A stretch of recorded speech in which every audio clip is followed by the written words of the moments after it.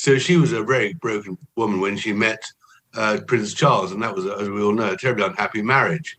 But she then became glamorous. She suddenly discovered her fame because she was very beautiful and very charming. That they were globally, and they are globally known, but because of the way they behaved in the last 4 or 5 years, and as a price of betrayal, they are now, their reputation and their status and their fortunes are crumbling. She says to Harry that you've got to dump all your friends.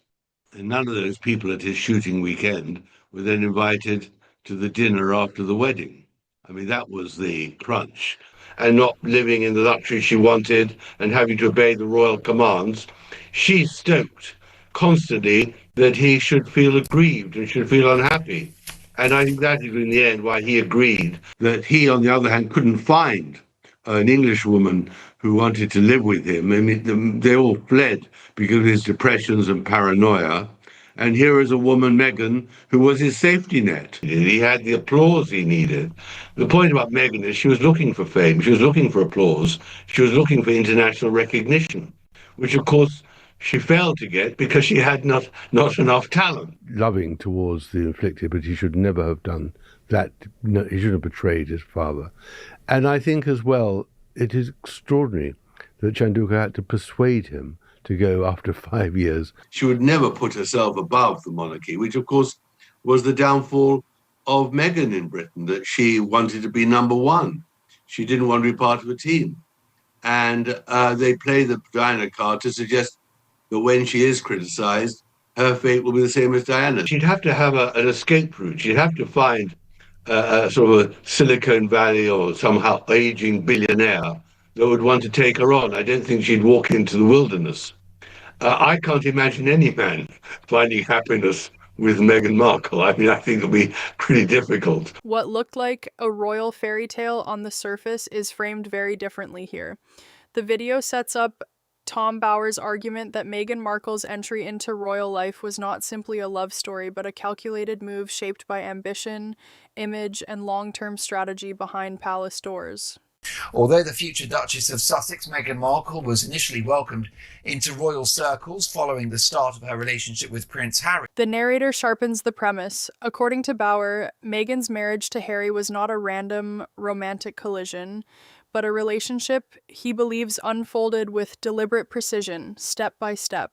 I think the Meghan Markle I know is on the good side, intelligent, resourceful, definitely resilient under fire, but on the other hand, intensely selfish, only self-opinionated, unable to see anything other than through her own lens, as she would say, appalling treatment of her father and her friends, old friends, a very conflicted personality. But worst of all for her is that she couldn't find huge fame and fortune on her own accomplishments. Her problem is she has very limited talent. According to Bower, Meghan had been moving steadily toward wealthier, more influential circles well before Harry appeared. In this telling, success was something she was actively pursuing. And once her first marriage was ending, Harry entered the frame at exactly the right moment for a new chapter. Letting Harry and Meghan back into Britain to revalidate their royal status will only give them another boost to sell themselves, either in Australia or Canada or wherever, to make money out of their royal titles. And I think that'll be a disaster for the royal family. The narrator presents this as the life Meghan had been aiming for all along. That is why, in Bower's version of events, her public claim that she knew little about the royal family before meeting Harry becomes a key point of skepticism. Absolutely right. I mean, what I discovered was, of course, that she was hunting for a man in England from 2013 onwards, when her marriage had crashed and she couldn't find anyone in Canada at the time. And she wanted wealth and she wanted fame. And she targeted, there's no doubt she targeted Harry and found someone who was a childhood friend of his who could introduce them. And then on the days before they met at their blind meeting in a club in London, she researched Harry very carefully. Bower's claim is that Meghan did her homework before the relationship even began. He says she studied Harry closely, learned what mattered to him, and positioned herself as the kind of woman he was already primed to fall for, aligning herself with the causes, places, and values he cared about most. Deep dive on Meghan Markle in regard to this timeline. Do you think that she wanted to get married quickly, A, because of her biological clock, which was ticking, and B, because she wanted to close the deal? She wanted to bag this prince. Yes, I should have said before, not that I think the biological clock was the actual factor. I just think that's what she was telling him, and of course he bought it. But I actually think she was love-bombing him, completely love-bombing him, playing along with all their plans at the time, saying, of course I want to live in South Africa, because he really wants to live in South Africa at the time. She was playing along with that. The narrator suggests the pace of the relationship may have served a purpose. In Bauer's account, Meghan knew exactly how to accelerate Harry's emotional commitment, raising the question of whether what he felt as instant love was, in fact, the result of a carefully performed connection. She researched Harry very carefully and knew exactly what buttons to press, that he would like Africa, was interested in animals, was interested in philanthropy. She's very tactile, she's very seductive, and she landed him on the first night, even on his own admission. He says, I realized on the first date, she was the one. And of course, that's because she's also a great, in that sense, an actress. She knew exactly how to play. Here, the story shifts to Harry's inner circle. According to Bauer, Meghan did not distance Harry from his longtime friends all at once, but through a gradual and deliberate process that began surfacing during tense social moments, including the Sandringham shooting weekend. Even viewing houses in South Africa via a WhatsApp group, but actually had no intention of moving to South Africa with him and escaping the press and living a private life. What she always intended to do was go to California, but she had to play along with everything he wanted for a certain amount of time. And there's only so much time she can tolerate not getting her own way, playing the royal game. So I think she wanted to hurry it up for that reason, and also, of course, to close the deal. The narrator underscores the cost of that shift. Friends who had been part of Harry's life for years were suddenly absent from key wedding moments, turning what should have been a celebration into an early sign, in Bauer's view, of how quickly old loyalties were being replaced.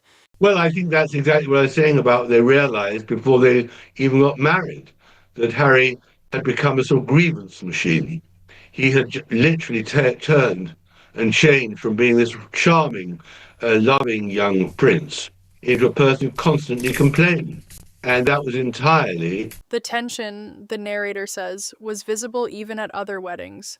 At a close friend's event in Jamaica, Meghan is described as making those around her uncomfortable, while the people once expected to stand closest to Harry were slowly edged aside and replaced by newer, more high-profile faces. Well, I mean, this particular saga at Sandringham, which obviously was told by someone who was there, was a decisive moment. I mean, it's the moment where effectively she says to Harry that you've got to dump all your friends. And none of those people at his shooting weekend were then invited to the dinner after the wedding. I mean, that was the crunch, that she separated him from his hinterland. And of course, he does suffer now enormously. In Bauer's telling, those decisions did not come from Harry alone. The narrator places responsibility squarely on Meghan, suggesting she was the one directing who stayed close and who was pushed out. Is always a huge test, a big test on any relationship. So we must just wait and see. I mean, that's what makes this story so fascinating, because it plays out in front of us daily or weekly, and we just wonder, how will it end? It's my view that Harry loves Meghan, but I just wonder whether Meghan loves him, Tom.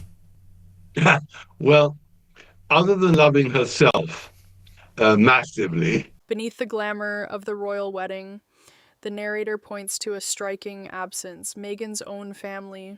Her father's staged paparazzi photos and sudden health crisis turned what should have been a private family moment into a very public fracture before the ceremony even began. Same then happened when they went to Tom Hinskip's wedding in Jamaica, which is a great friend of Harry's, who in the end was banned from the dinner after their wedding. Yeah, well, I know at least 3 of the very good friends were apparently banned, all by Meghan. And then they saw all these celebrities filing it. Exactly. Who'd known her about 3 minutes. Yeah, exactly. The narrator highlights how small Meghan's family presence really was. With her siblings absent and only her mother attending, The wedding's image of warmth and unity stood in stark contrast to the reality surrounding her side of the aisle. He was not counting that Meghan decided to crash the wedding just to reassure the world that whatever Meghan wants, Meghan gets. And that must be the reason why it was so convenient that this photographer, whoever it was, could catch on camera several moments where Nutmeg was marking her territory, not to mention giving those death stares to the woman that was trying to have a conversation with Harry. According to the narrator, even King Charles tried to contain the fallout before it overshadowed the wedding.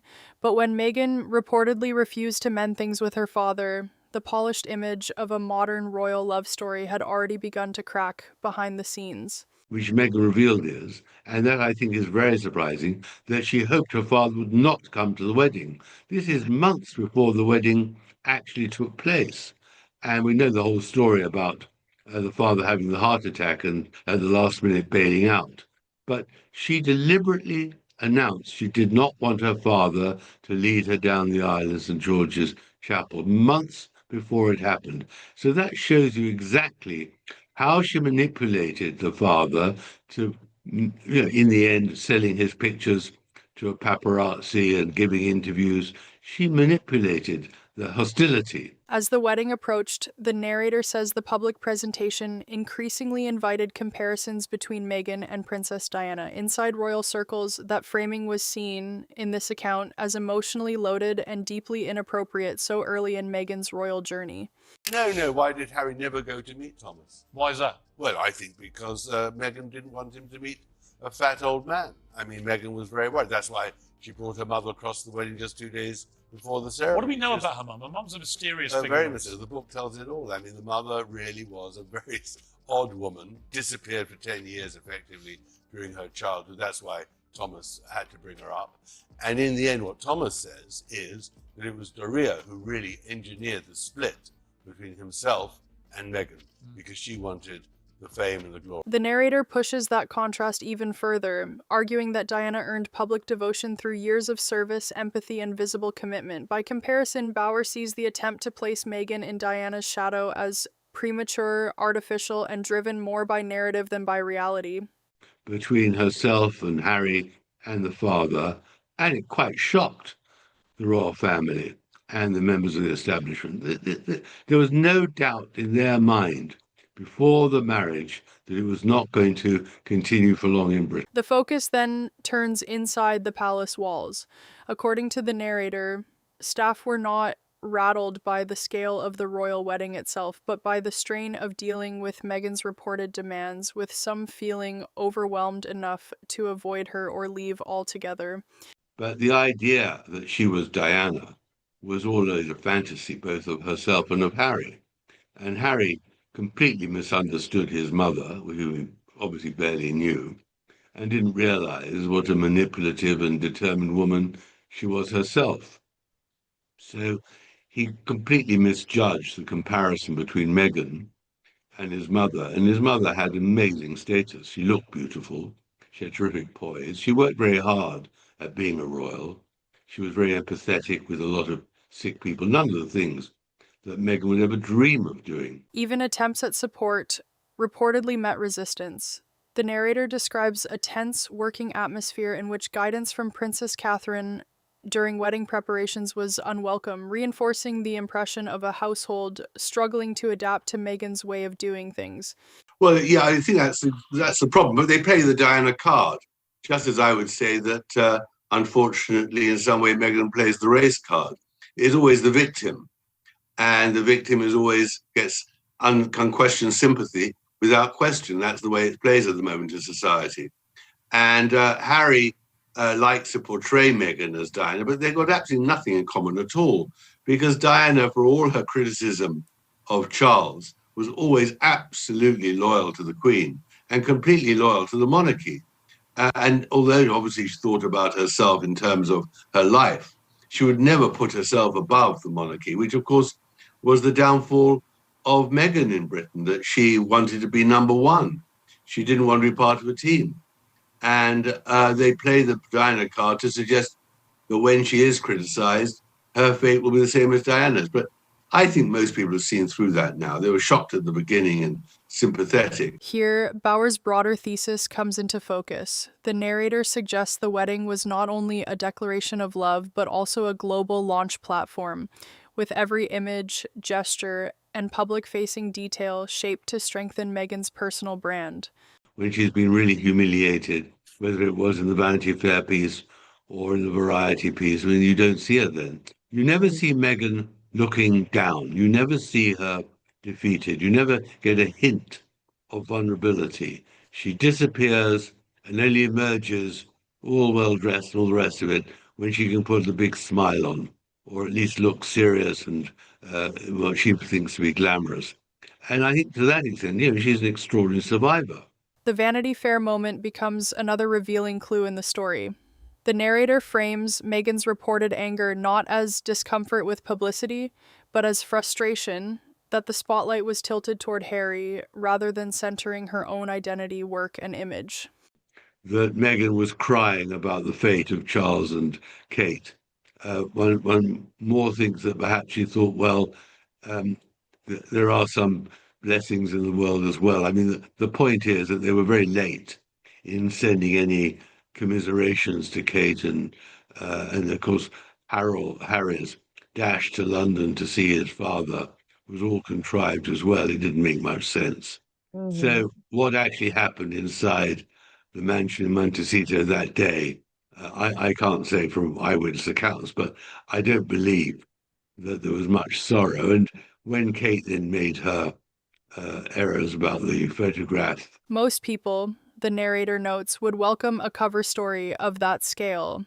But in Bauer's account, Meghan wanted total control over the message, feeding into one of his most provocative claims, that marrying into royalty was not the final prize, but part of a larger ambition to reach the very top.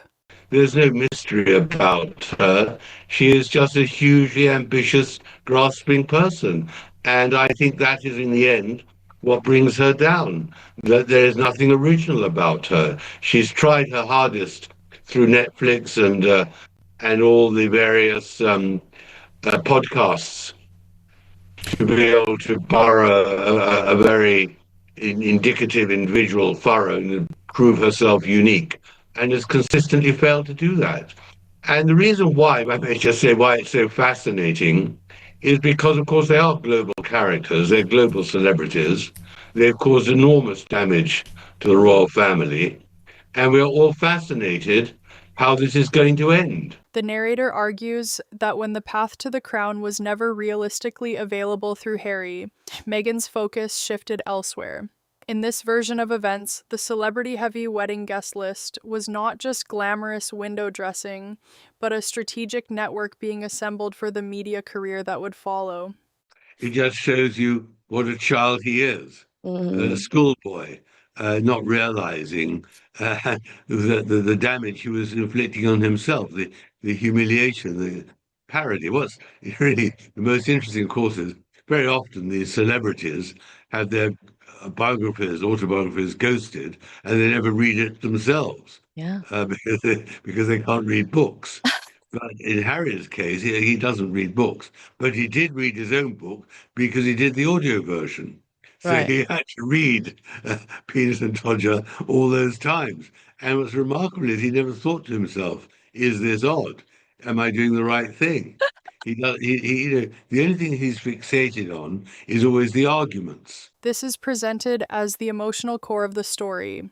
Harry, the narrator reminds us, left behind his family, his military identity, his country, and the only world he had ever known, all in pursuit of the life he believed love was leading him toward. I think she wouldn't want to emulate her. She just wants to undermine her and beat her. I mean, that's the whole point. She's constantly looking for opportunities, first of all, to promote herself.